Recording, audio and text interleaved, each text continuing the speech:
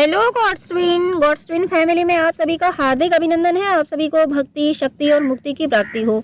Dear twins of God, thumbnail से आप समझ ही गए होंगे कि इस वीडियो में मैं आपको क्या गाइडेंस देने वाली हूँ। इस वीडियो में मैं बात करूँगी कि यूनिवर्सल मैसेज कैसे डिकोड करें। ईश्वर मैसेज हर सोल को देते हैं, बट ईश्वर के मैसेज से कनेक्ट वही सोल हो पाती हैं जो किसी स्पिरिचुअल जर्नी में होती हैं, जैसे कि ट्विन फ्लेम जर्नी।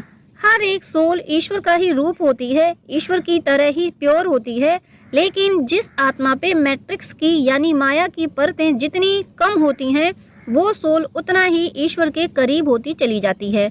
ईश्वर उसे ज़्यादा मैसेज देने लगते हैं और सोल यूनिवर्स के मैसेज को डिकोड करने लगती है और फॉलो करने लगती है। इसके विपरीत जिस सोल पे मैट्रिक्स की लेयर जितनी ज़्यादा होती हैं, उतना ही वो यूनिवर्स से दूर होके अंधेरे के साम्राज्य में खोती चली जाती है। बट आप जैसी सोल जो इस वीडियो पे आई हैं, यूनिवर्स से कनेक्टेड हो, आपका थोड़ा या ज़्यादा ईश्वर से कनेक्शन ज़रूर है, तभी आप इस वीडियो पे आई हैं। अदरवाइज ये वीडियो आप तक नहीं पहुंचता। चलिए अब मैं बात करती हूँ कि यूनिवर्स के मैसेज को डिकोड कैसे करें। इसके लिए सबसे पहले तो मैं ये कहूँगी कि वो ईश्वर हैं और ईश्वर के मैसेज को डिकोड करना हम इंसानों की बस की बात नहीं। इसलिए आपको अपने लॉजिकल माइंड को ये समझाना है, ये कहना है कि तुम अपनी बेवजह की भागदौड़ बंद करो।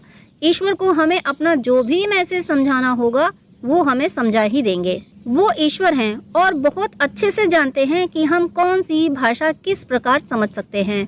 ऐसा फेथ लाने के लिए आप ईश्वर के जिस भी रूप को मानते हैं, उसी रूप से अपने मन में चलते फिरते, उठते बैठते, खाते पीते ठीक इस तरह से बातें करें जैसे आप अपने आसपास रहने वाले लोगों से फेस टू फेस बातें करते हैं। अब ये मत सोचिए कि क्या बात करें, ईश्वर तो सब जानते हैं, फिर क्या बात करें। तो इसका आंसर ये है कि ईश्वर तो सब जानते हैं, पर हम तो कुछ नहीं जानते हैं ना।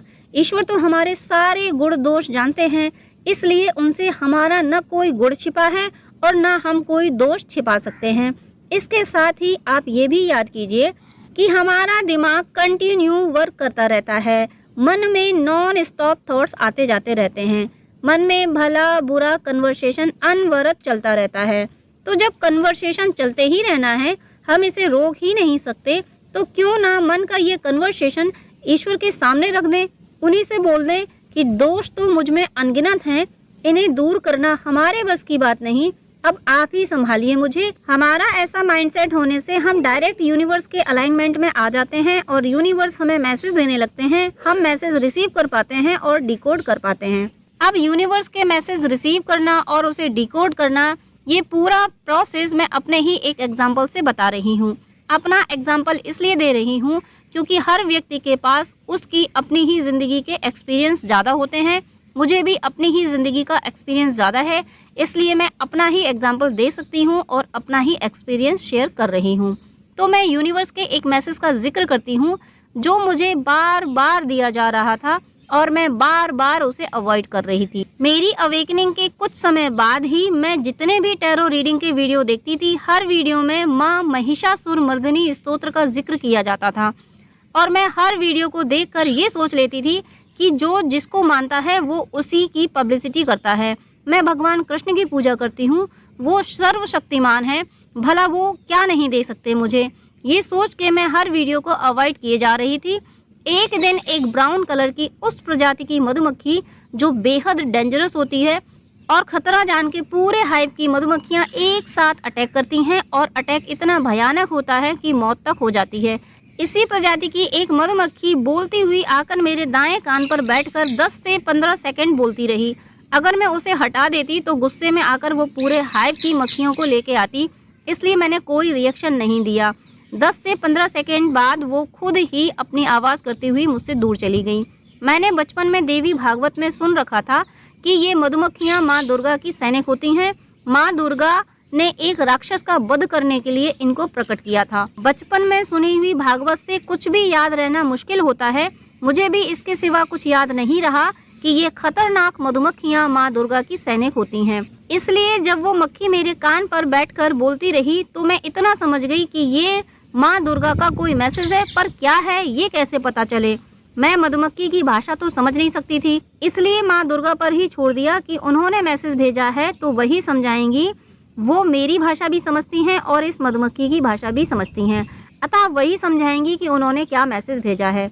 इसके बाद मैं सारी बात भूल गई और 1 से 2 घंटे के अंदर मैंने यूट्यूब ऑन किया और टैरो रीडिंग का जो फर्स्ट पॉपअप वीडियो था उसी को प्ले किया। उसमें भी माँ महिषासुर मर्दिनी स्तोत्र का जिक्र आया। अब मैं समझ चुकी थी कि यूनिवर्स यानी मेरे कान्हा जी, केशव जी मुझे माँ महिषासुर मर्दिनी स्तोत्र करने को बोल रहे हैं। मैंने स्तोत्र शुरू किया और उसके बाद फिर कभी मुझे किसी वीडियो में माँ महिषासुर मर्दिनी स्तोत्र का जिक्र नहीं मिला। इससे यह कंफर्म है कि यूनिवर्स हमें कोई मैसेज तब तक देते रहते हैं जब तक वो हमें उस मैसेज की डिकोडिंग ना समझा दें। इसलिए मैं आपको यही सजेस्ट करूंगी कि यूनिवर्स के मैसेज ना ढूंढना है, ना उनके पीछे भागना है। यूनिवर्स जानते हैं कि हम किस मैसेज को किस तरह से समझ सकते हैं, वो वैसे ही हमें समझाएंगे। जैसे मुझे समझाने के लिए उन्होंने मेरे बचपन की मेमोरी कि खतरनाक मक्खियाँ माँ दुर्गा की सैनिक होती हैं, इस मेमोरी को यूटिलाइज किया। इसलिए आप सिर्फ डिवोशन पे कॉन्सेंट्रेट रहिए।